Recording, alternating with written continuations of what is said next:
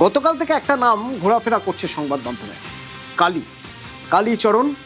কালীচরণ বন্দ্যোপাধ্যায়। আচ্ছা, কে এই কালীচরণ? না, প্রাক্তন মেয়র ফিরহাদ হাকিমের ওএসডি। কেন তার নাম ঘুরে বেড়াচ্ছে? তারাতলা বিপর্যয়ের পর উঠে আসছে এমন এক চক্রের কথা, যে চক্রে টাকা দিয়ে যে কোনো প্ল্যান পাস হয়ে যেত। আর সেই চক্রের কিংপিনকে কলকাতা পুরসভা, এই চক্রের কিংপিন কালী। তো সেই কালীর ডেরায় নিউজ 18 বাংলা আমরা গেলাম তার বাড়িতে, তাকে খুঁজতে, মানে তাকে খুঁজতে না, তার বাড়ির লোকজনকে কি বলছেন সেগুলো জানতে।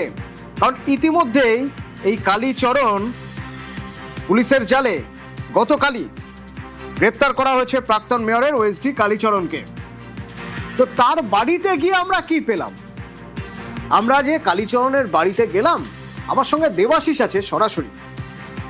দেবাশিসের সঙ্গে কথা বলার আগে আপনাদের আগে দেখাই যে তার বাড়িতে গিয়ে আমরা কি পেলাম।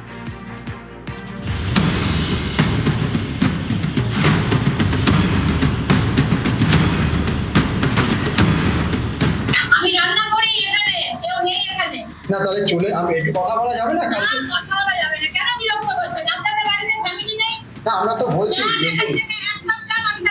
মানে যে বিরক্ত করতে মিডিয়া আছে আমাদের বাড়ি। যেটা হয়েছে সেটা কি অন্যায় না? একদম চলে যান এখান থেকে, আমি কাজের লোক, আমি কিছু জানি না। আর কে কে আছেন ঘরে? কেউ নেই বাড়িতে, এ বাড়িতে ফ্ল্যাট বাড়িতে থাকে, এখানে কেউ থাকে না। কালকে কখন এসেছিল পুলিশ? আর কথা বললেন না পরিবারের, প্রথমেই যেটা মনে হলো পরিবারের কেউ একজন, তিনি তার পরিচয় সেটা কিন্তু গোপন করতে চাইলেন এবং এই বাড়ি থেকেই, অর্থাৎ দিনু মাস্টার লেন এই ফ্ল্যাটেই কিন্তু তিনি ভাড়া থাকতেন। কালীবাবু তার পরিবার নিয়ে, তার মা রয়েছেন, তার স্ত্রী রয়েছে। এখান থেকেই তাকে গ্রেপ্তার করা হয়। কালকে কলকাতা পুলিশ তাকে গ্রেপ্তার করে এবং আমরা যখন বারবার করে কথা বলতে চাই, সেখান থেকে ঘরের ভিতর থেকে কেউ একজন কথা বলেন, তিনি কোনো রকম কোনো কথা বলতে চাননি। বাড়ি মানে তৈরি হচ্ছে, সেই কারণে তার এই আবাসনে তিনি একটি ঘর ভাড়া নিয়ে কয়েকদিন ধরে সেখানে থাকছিলেন এবং সেখান থেকেই তাকে গ্রেপ্তার করা হয় কলকাতা পুলিশের তরফ থেকে। ক্যামেরা রাজু ভুইয়ার সঙ্গে দেবাশিস চক্রবর্তী, নিউজ 18 বাংলা, হাওড়া। তো হাওড়া থেকে সেই দেবাশিস আমার সঙ্গে এখন রয়েছেন। কিছুক্ষণ আগে কালীচরণের ডেরা থেকে ঘুরে এসেছেন দেবাশিস, এই কালীচরণের ডেরা বা কালীর ডেরা যেখানে কিছুক্ষণ আগে তুমি গিয়েছিলেন, এই বাড়িটা কেমন? মানে যে কলকাতার বিস্তীর্ণ এলাকার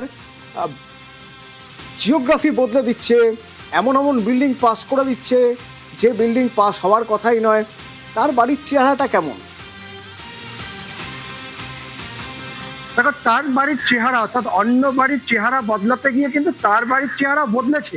তার প্রতিবেশীরা কিন্তু সেটাই বলছে, কারণ তার বাবা ছিলেন একজন সাধারণ আইটি কর্মী, অর্থাৎ ইনকাম ট্যাক্সের ডিপার্টমেন্টে চাকরি করতেন। খুব সাধারণ জীবনযাপন তাদের পরিবারের, এবং ছোট থেকে বড় কালী হয়েছিল কিন্তু একবারে সাধারণ জীবনযাপন, এলাকায় ঘুরে বেড়ানো, কালী পুজোয় থাকা, চায়ের দোকানে আড্ডা মারা, সবটাই। কিন্তু তারপরে প্রশ্ন উঠছে বিগত কয়েক বছর থেকে এই কালীচরণ কিন্তু বদলে গেছেন। তার কারণ আমরা যেখানে দাঁড়িয়ে রয়েছি, শিবপুরের এই অঞ্চল, অর্থাৎ সেই অঞ্চলের যে এই আবাসনে এই মুহূর্তে কিন্তু একটি ফ্ল্যাট ভাড়া করে রয়েছেন কালীচরণ এবং তার পরিবার। আমার ঠিক ডান দিকের অংশ তোমাকে দেখাই, এটি হচ্ছে নবান্ন, একেবারে নবান্নের যে সামনের অংশ এবং 14 তলায় যে মুখ্যমন্ত্রীর ঘর, পরিষ্কার এখান থেকে দেখা যায়। আর তার ঠিক আমার ঠিক ডান দিকে দুটো বাড়ি পর হচ্ছে কালীচরণের আসল বাড়ি, অর্থাৎ নিজের বাড়ি।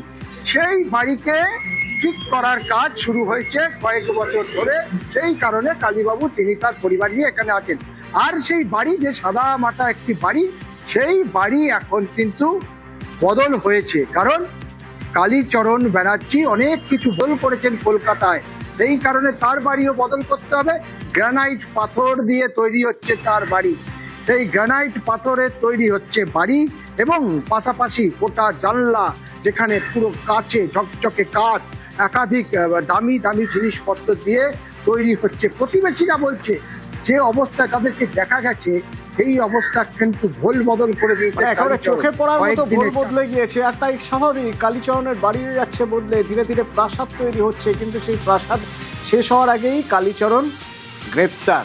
আর যারা কালীচরণের এই উত্থান বা পতন দেখেছেন, তারা কি বলছেন শুনুন। হ্যাঁ, চিনতাম মানে পাড়ারই সব, ঠিক আছে। এখানে রক্ষাকালী পুজো হতো, এ হতো, সেইখান থেকে সব দেখতাম, আসতো পাড়াতে, পাড়ারই সব আছে। দেখুন, বহুদিন ওনাকে আমি পাড়ার মধ্যে দেখিনি, বহুদিনই দেখিনি, ঠিক আছে। বহুদিন কি বহু মাস হয়ে গেল, কবে আসছে আমি নিজের। এমনি আমাদের এই পাড়ার মোড়ে আমাদের রক্ষাকালী পুজো তো আসতো। হ্যাঁ, মাঝে মধ্যে tempted হয়ে যেত, মানুষের উপর একটু টেম্পটেড হয়ে যেত, তো মানে এইরকম কখন এখানে থাকতো, কখন থাকতো না, কখন কোথায় থাকতো কেউ জানতো না।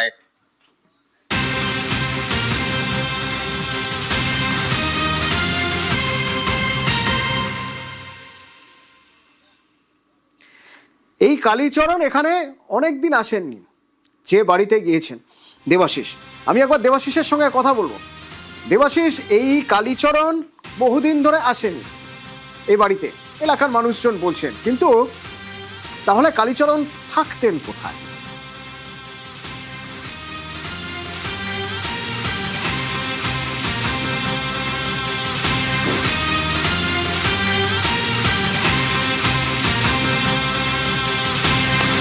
কালীচরণ থাকতেন কোথায় দেবাশিস?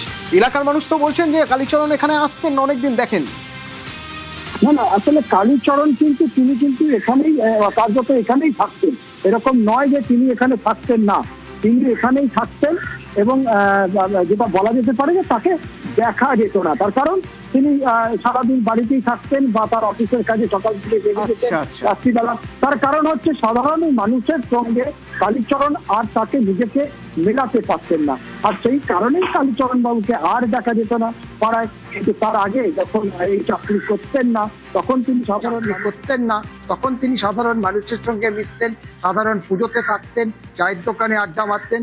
কিন্তু সেই কালীচরণ তো এখন আর সেই কালীচরণ নেই, যিনি কিন্তু ভোল বদল করতে পারেন সেই কালীচরণ, ফলে তার তো ভোল বদল হবেই, এটাই স্বাভাবিক। সেই কারণেই সাধারণ মানুষ বলছে তাকে আর দেখা যায় না, অর্থাৎ তার মাটিতে, অর্থাৎ এই যে দিনু মাস্টার লেন, এই মাটিতে কালীচরণের আর পা পড়ে না।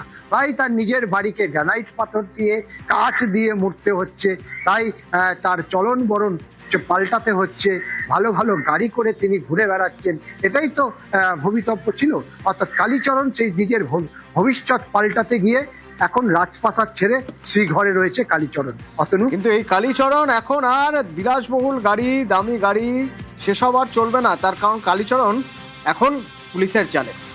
গ্রেপ্তার প্রাক্তন মেয়রের ওএসটি কালীচরণ। তো পুলিশে যখন তাকে গ্রেপ্তার করা হয়েছে, তারপর তাকে কোর্টে তোলা হলো, সেখানে কি হলো? অমিত আছে আমার সঙ্গে। একেবারে কালীচরণ বন্দ্যোপাধ্যায়কে 4 জুলাই অর্থাৎ 10 দিনের পুলিশি হেফাজতের নির্দেশ দিয়েছে।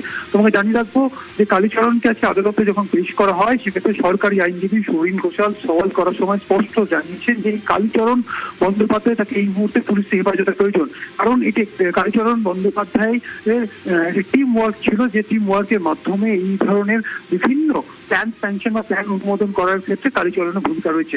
অত্যন্ত প্রভাবশালী এই কালীচরণ বন্দ্যোপাধ্যায় টাকার বিনিময়ে নিজের প্রভাব খাটিয়ে ত্রুটিযুক্ত প্ল্যান স্যাংশন করার ক্ষেত্রে কালীচরণের ভূমিকা রয়েছে, এবং এর মাথায় কে রয়েছে, এই রক্ষাকর্তাকে, সমস্তটাই জানতে হবে। এই কারণে নিজেদের হেফাজতের প্রয়োজন। 14 দিনের হেফাজত চাওয়া হয়েছিল পুলিশের তরফে, এবং আদালত সেটি 10 দিনের পুলিশ হেফাজত মঞ্জুর করেছে, অর্থাৎ 4 জুলাই পর্যন্ত কালীচরণ বন্দ্যোপাধ্যায়কে পুলিশ হেফাজতের নির্দেশ দিচ্ছে আদালত। এবং জানিয়ে রাখবো যে আদালতে সওয়াল করার সময় স্পষ্টত এই কালীচরণের মাথায় কে, এই রক্ষাকর্তা কে, এবং এই যে টিম ওয়ার্ক করতো এই ধরনের ত্রুটিযুক্ত প্ল্যান স্যাংশন করানোর ক্ষেত্রে, অনুমোদন করার ক্ষেত্রে এই টিমে আর কারা কারা রয়েছে তাদের কাছে পৌঁছতে হবে, এমনটাই কিন্তু আবেদন করা হয় পুলিশের তরফে, সেই জায়গা থেকে হেফাজতে আবেদন করা হয়েছিল।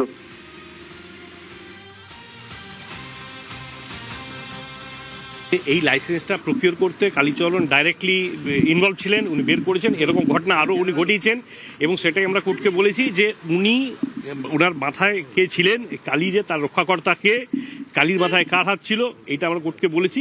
কোর্ট 4 তারিখ অবধি পুলিশ কাস্টডি, যেটা ওনারা ওই সার্টিফিকেটটা দিয়েছিলেন ইনিশিয়ালি যে কাজ করার জন্য, সেই ডকুমেন্টটা সঠিক ছিল না। একটা টিম ওয়ার্ক ছিল, সেই টিম ওয়ার্কে কালীচরণ যেমন আছে, এরকম বহু লোক আছে, সেই জিনিসগুলো উনি তৈরি করে দিয়েছিলেন, এবং সেটা যদি না হতো তাহলে এই ঘটনাটা হয়তো ঘটতো না। স্যাংশনটা যেটা ছিল সেটা সঠিক স্যাংশন ছিল না, যদি ঠিক এনকোয়ারি করে হতো তাহলে হয়তো স্যাংশনটা টাকার বিনিময়ে স্যাংশনটা পেয়েছে, যদি স্যাংশন না পেতেন তাহলে হয়তো এই ঘটনাটাই ঘটতো না।